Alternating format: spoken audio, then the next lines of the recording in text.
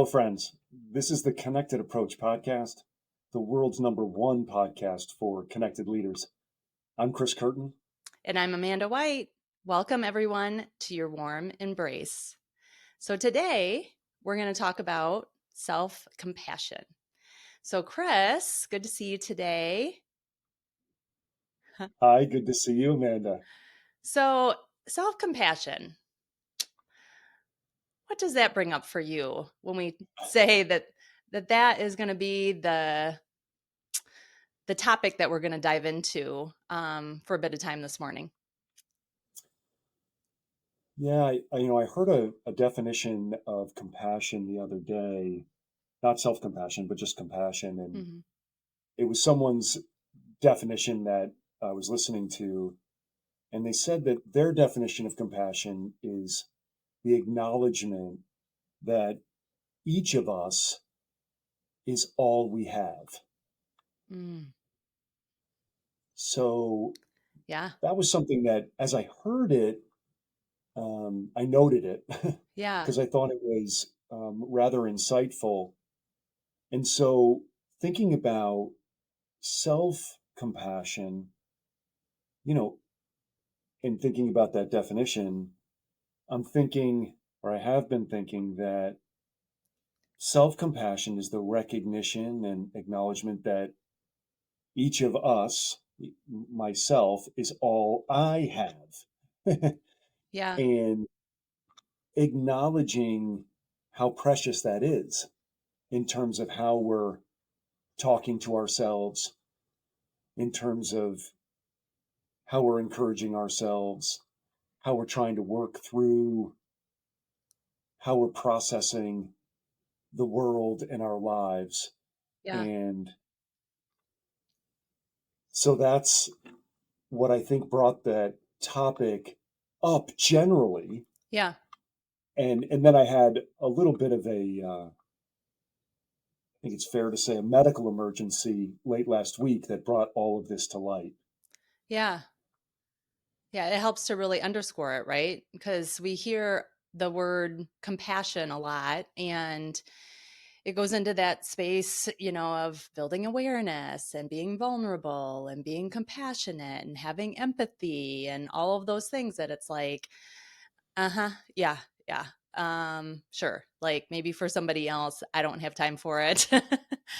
And I I don't think it's till until we have something that kind of like slaps us in the face, or in the situation like you're talking about, a medical situation, or I'm on my own journey with my own health, and it's not until then that it starts to get real, and you say, what was that word that I was maybe supposed to pay attention to? And like, how do I grab for that and maybe try and practice it? Because I think I really need it right now, and it gets almost scary. Shoot, like I should have been paying more attention, and now's the time. So, anyways, it's just whenever the time is right, I do believe that people will wrestle for a while, but then come to terms with saying, like, I need this in my life. I know I do. And I know, we've talked, and you do as well. And so how did that come into play for you, with the situation that occurred? Yeah, yeah.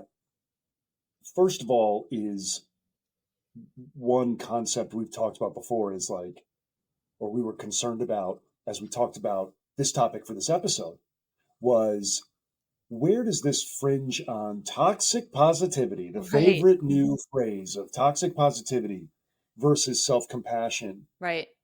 They're different. they're, Right. they're two different concepts. You being able to find your way through, me being able to find my way through a challenge and encourage myself to maintain the right mindset Right. to get through it with some constructive thought pattern is different than toxic positivity. So I Yeah. want to say that. I want to recognize that. And I want to say the wonderful gift that this emergency was, and I'll kind of get into it without, leaving everyone at a cliffhanger. I'll get into it a little bit, but this is the very essence of life. It's like, I think I've told you before that I rarely play golf, but every once in a while once a year I play golf with some folks, and I played golf a few times with someone who used to get a shot and it would land, Yeah. and the person would turn to me and say, I don't have a club in my bag for this hit. If it was just not in the rough, if it was just not at this distance from the hole, if it was just not here, I have, I don't even know how many clubs are in a bag, Yeah. but 14 clubs or whatever. And, this requires a 15th club. Yeah. And, you know, pardon my English phrase here. It don't work like that. Uh-huh. The game only works where you got the only clubs in your bag. Yeah. And you have to work through the game, and this is why golf's such a challenging game, with those clubs that you have in the bag. And I guess you have little tools that can work out divots, and well, whatever you have in your bag, that's all you have. Right. And so the analogy to sort of self-compassion is things happen, and we don't get to say, I was going to be okay, but for this incident. It just doesn't work like that. It would have been perfect if I hadn't had this incident, but then this incident, and then Yeah. I don't have a club in my bag for this next shot, this next step in my life. There's still a next step to take. So, with all that said, um, I woke up early Friday morning, and as embarrassing as it is to say, things that should be inside of me were outside of me. Which, without getting more graphic or less graphic than that, that's the best I can honestly share. Uh, And so I went to the emergency room and carefully explained that to the fine people at the emergency room, and they didn't need my explanation. yeah, They were I able was to gonna say it's probably a show and tell, right? they were able to witness these things themselves. Uh, And so 7 hours I was in distress of trying to correct that without an emergency procedure. And you can only imagine, or yeah. maybe I should pause for dramatic effect, what occurred both mentally, as I was trying to wrap my brain around what was happening and how I was going to somehow find my way through the pain and find my way through kind of the anguish so that I could, what we all hope for, right, is not be in this predicament anymore. Right. Leave and go home, find some other miracle that was going to save, what was happening. Yeah. And all the while, I was in distress. I mean, things were not happening that should have happened, and it was scary. Yeah. And I was there by myself. I had driven myself to the emergency room, and and once again, in full recognition that all I have, that each of us Yeah. only have ourselves. Right. And ultimately, what occurred was, an emergency procedure, which was exactly what I needed, Yeah. and did resolve what I was challenged with. Yeah. And some of the best thoughts I could come up with for that 7 hour period from entry to the ER to kind of waking up.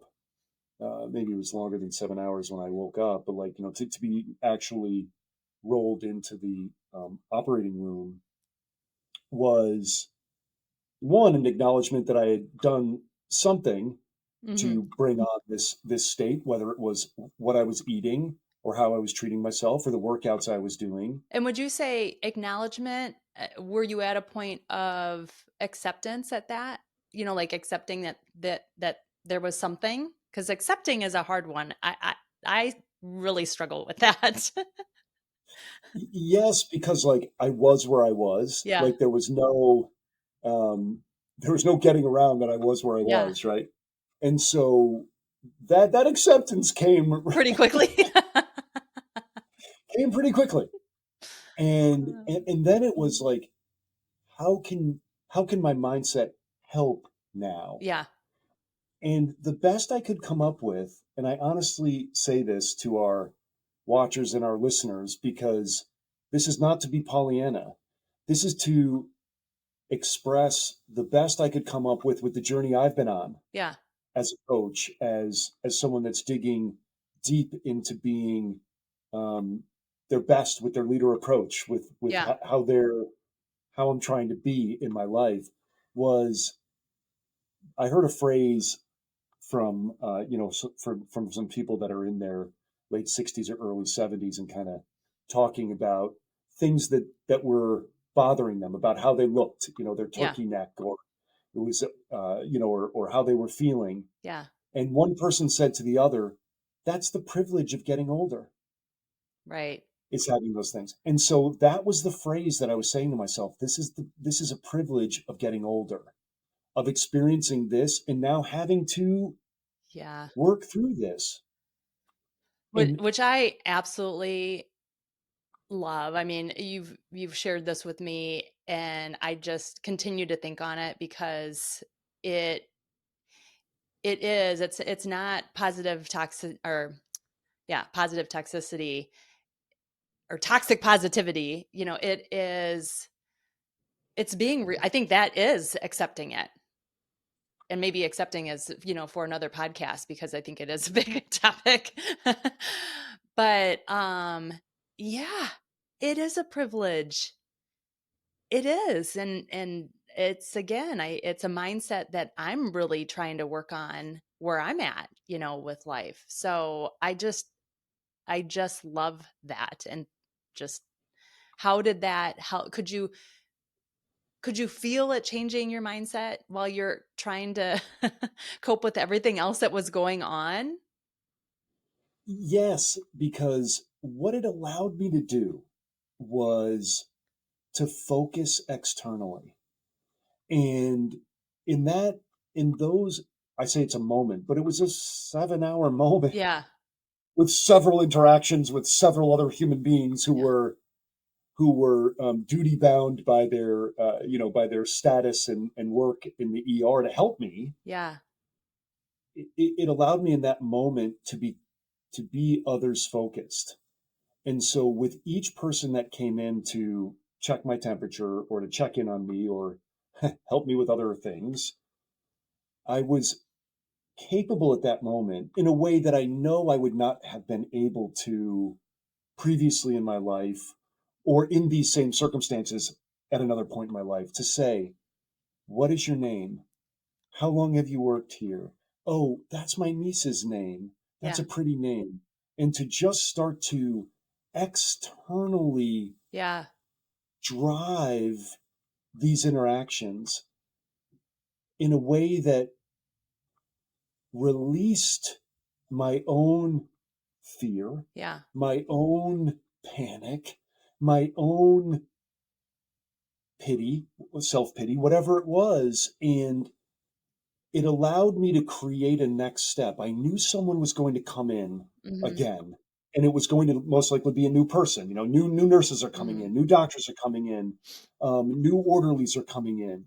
And by meeting each of them and trying to connect with each of them in a way that I was getting to know them a little bit and being curious about who they were and what their role was, because sometimes I didn't know right, what their role was, right? yeah, The yeah, difference to me at that point in time between the doctor that was coming in and the orderly, I honestly you don't was know, in yeah, a state of panic. I didn't know. They're also wearing masks, et cetera. And so some people I think I was meeting two and three times and I didn't necessarily realize it. It just was allowing my focus to be on forward yeah, and on the forness, like this is happening for me, mhm, and how to use this constructively to get to those next steps. So that's what it did for me. I How do also you, think because from how do you think that you would have been? You said I would not have been this way previous in my life. So how would you have been um, in an earlier version of you? emotional and emoting anger or frustration, how do you feel, sir? How do you think I feel? Yeah, How do you think I feel? yeah, Just emoting the stress and panic that yeah. I was really feeling. Oh, And yeah, rather than emoting that to them, emoting a different curiosity for their interactions with me. mm-hmm, mm-hmm. That like gave me goosebumps hearing you say that because of just the magnitude of the change that has happened within you. It's amazing, Yeah. right? Because again, It I say it's like not feels that way. what's that? It feels that way. It feels that way. Yeah. Yeah, and that's why I wanted to ask, like, what is the then versus now? And I bet, you would have, how would that have carried on when you went home? What would be the soundtrack, when you went home in that earlier version of you? Great coaching question, by the way. This happened to me. I'm a victim of this. You don't know how hard I'm hurting. Stay out of my way. Where is my pity? Because some of the fun of having a medical emergency, oh, by the way, is to feel a little bit of pity, right? It's an The whole, the interesting only way to place put you find, that. right? The whole idea of the only place you'll find sympathy or pity is in the dictionary, Yeah. except if you have a medical emergency. Yeah. So, like, you always feel like, hey, for all of this pain, I'm at least going to get a little sugar from, Yeah. from those that engage with me, whether it's people in the not sugar, Yeah. a little bit of sweetness from the people that are either managing my care in the hospital or the people that I return to and who love me that are in my family. And I Right. think that if you flip that to like, hey, Yeah. Well, this how was it when you left? I mean, I remember getting a text from you, and what was your state of mind when you got out? just so grateful and so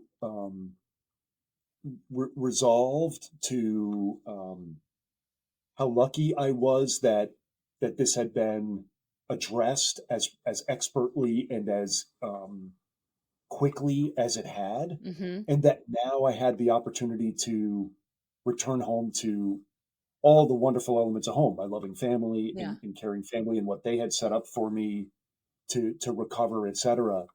And And how did yes, and how did you view the fact that it happened, the overall experience?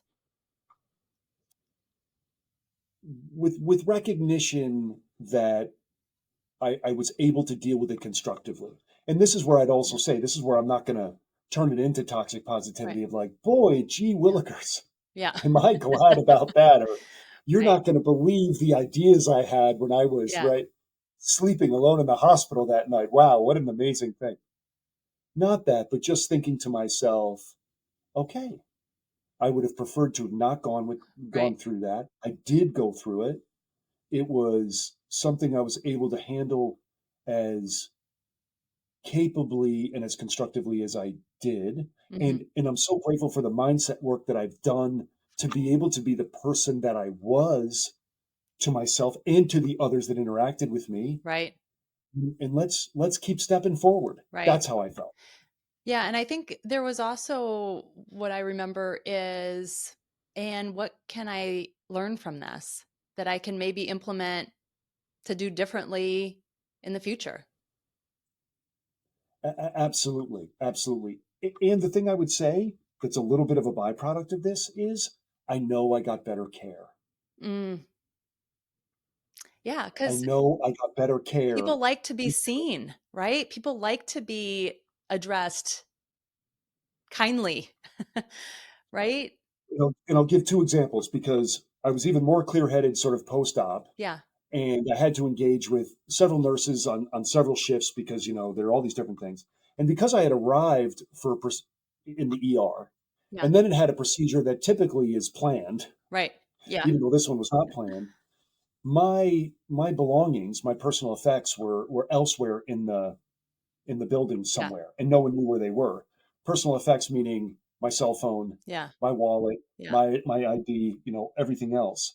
And when I was able to connect with my first nurse post-op surgery, she's like, "What can I do for you?" And we had already had a connection. I'm like, I don't know where my stuff is. It was supposed to be in Yeah. my new room. And she's like, "Oh, we're going to get that immediately."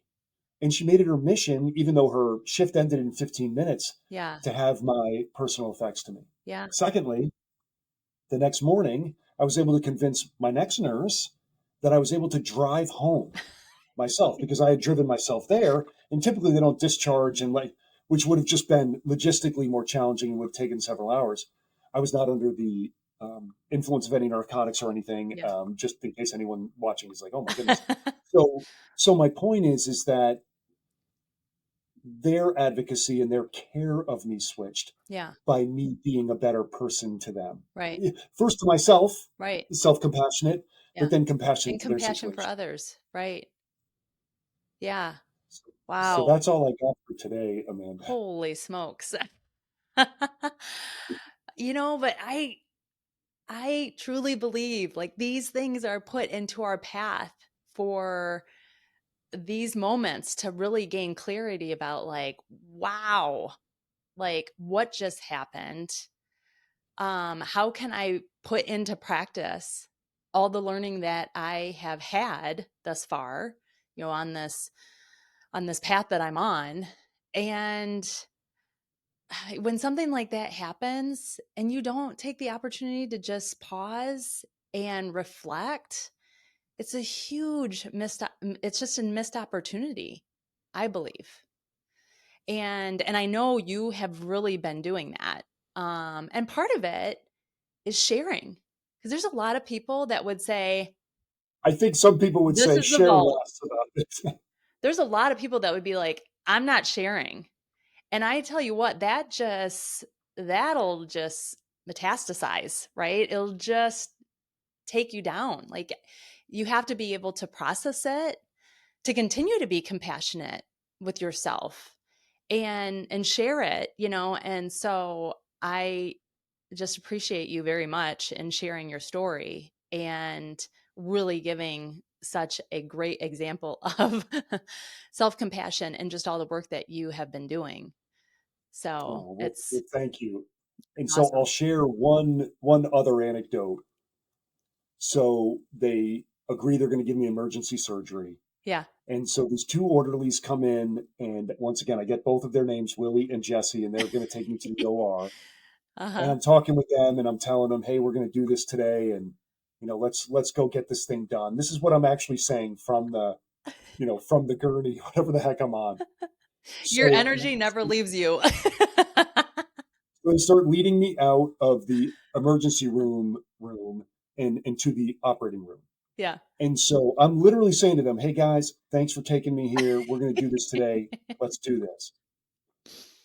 And then almost in any classic fashion of any movie, I start seeing the lights Yeah. that are passing over me as I'm heading to the OR. And I have to admit, I'm now starting to panic about the magnitude of this because I'd come in with a problem Yeah. several hours before, but I didn't think I was going to be going into surgery. Yeah. And now it's real. Yeah. So now the tears are coming down my face. I mean, now it's real. Yeah. So I get into the OR, and now they're introducing me to everybody, right? The Yeah. anesthesiologist, the person, right? And I'm still talking to people. I'm meeting this doctor and this doctor. And so now they put the thing over they're having me breathe in for the anesthesia. And I'm so now self conscious, of course, about the fact that I'm crying Uh-huh. while I'm speaking to them. And I said, I'm not, this is the last thing I said to them before I went out is I said, "Well, everyone, I'm not crying because I'm afraid. I'm crying because I never thought we'd get a chance to work together. And I was like, God's honest truth. As the HR leader in me, that's the last thing I said was crying because I never thought we'd get a chance to work together. Oh, I'm out. See you on the other Well, side. we're out too, Amanda. Oh, that was Thank awesome, you. Chris. Thank you for our conversation Oh, today. thank you. Sincerely, As thank for you. as for our listeners, we look forward to talking with you again soon. Until then, lead well and be compassionate to yourselves, my friends. And as always, stay true to you. Bye bye.